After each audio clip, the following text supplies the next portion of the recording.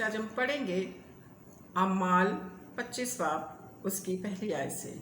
बस फिस्तनस सुबह में दाखिल होकर 3 रोज़ के बाद कैसरिया से यरूशलेम को गया और सरदार काहिनों और यहूदियों के रईसों ने उसके यहाँ पालूस के ख़िलाफ़ फरियाद की और उसकी मुखालफत में ये रियायत चाही कि उसे यरूशलेम बुला भेजे और घात में थे कि उसे राह में मार डालें। मगर फितस ने जवाब दिया कि पालूस तो कैसरिया में कैद है और मैं आप जल्द जाऊंगा, बस तुम में से जो इख्तियार वाले हैं वो साथ चलें, और अगर इस शख्स में कुछ बेजा बात हो तो उसकी फरियाद करें।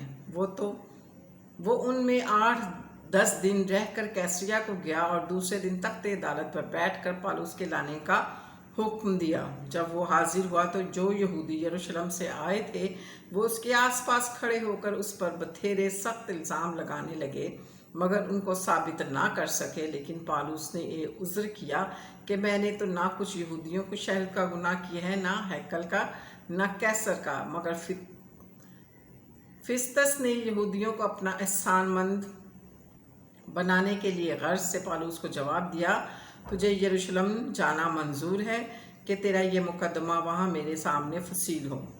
पालूस ने कहा, मैं कैसर के तख्ते अदालत के सामने खड़ा हूँ, मेरा मुकदमा यहीं फसील होना चाहिए। यहूदियों का मैंने कुछ कसूर नहीं किया, चुनांचा तू भी खूब जानता है, अगर बदकार हूँ या मैंने कत्ल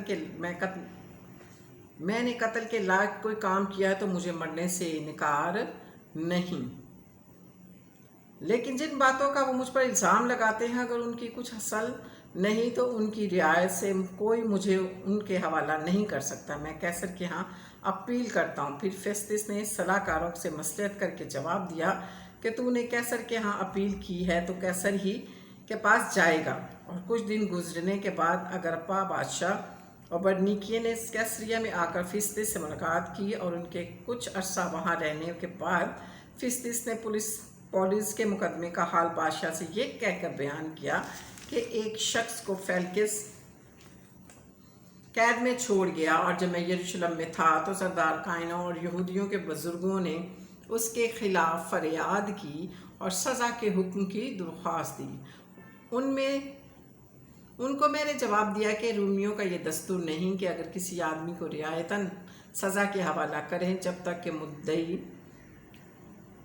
को अपने मुद्दइयों के रूबरू होकर दावा के जवाब देने का मौका ना मिले। बस जब वो यहाँ जमा हुए तो मैंने कुछ देर ना की, बल्कि दूसरे ही दिन तख्ते अदालत पर बैठकर उस आदमी को लाने का हुक्म दिया। मगर जब उसके मुद्दई खड़े हुए तो जिन बुराइयों का मुझे गुमान था उनमें से उन्होंने किसी का इल्ज़ाम उन पर ना लगाया, बल्कि अपने दिन और किसी शख्स यस्सु की बाबत से बहस करते थे जो मर गया था, और पालूस उसको जिंदा बताता है। चूँकि मैंने इन बातों की तहकीकात की बाबत उलझन में था, इसलिए उसने पूछा, क्या तू यरूशलेम में जाने को राज़ी है? वहाँ इन बातों का फैसला हुआ। मगर जब पालूस ने अपील की कि मेरा मुकदमा शहनशाह की अदालत में फसील हो, तो मैंने हुक्म दिया कि जब तक इसे कैसर के पास ना भेज दूँ वो कैद रहे।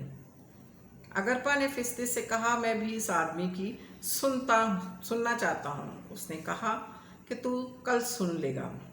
बस दूसरे दिन जब अग्रिप्पा और बरनीके बड़ी शान और शौकत से पलटन के सरदारों और शहर के रईसों के साथ दीवान खाना में दाखिल हुए तो फिस्तस के हुक्म से पालूस हाजिर किया गया। और फिर फिस्तस ने कहा, अग्रिप्पा बादशाह और उससे ऐसा हाज़रीन, तुम इस शख्स को देखते हो जिस बाबत यहूदियों की सारी गिरोह ने यरूशलेम में और यहाँ भी चला कर मुझसे अर्ज़ की कि इसका आगे को जीना रहना मुनासिब नहीं। लेकिन मुझे मालूम हुआ कि उससे कबल उसने कत्ल के लायक कुछ नहीं किया, और जब उसने खुद शहनशाह के यहाँ अपील की तो मैंने उसके भेजने की तजवीज़ की।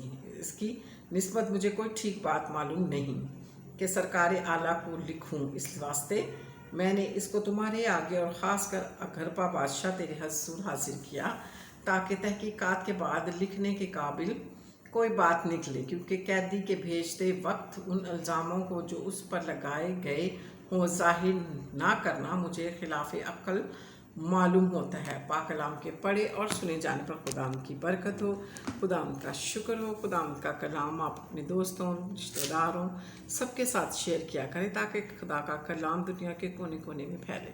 हालेलुया। खुदावंद आप सबको बरकत दे। God bless you.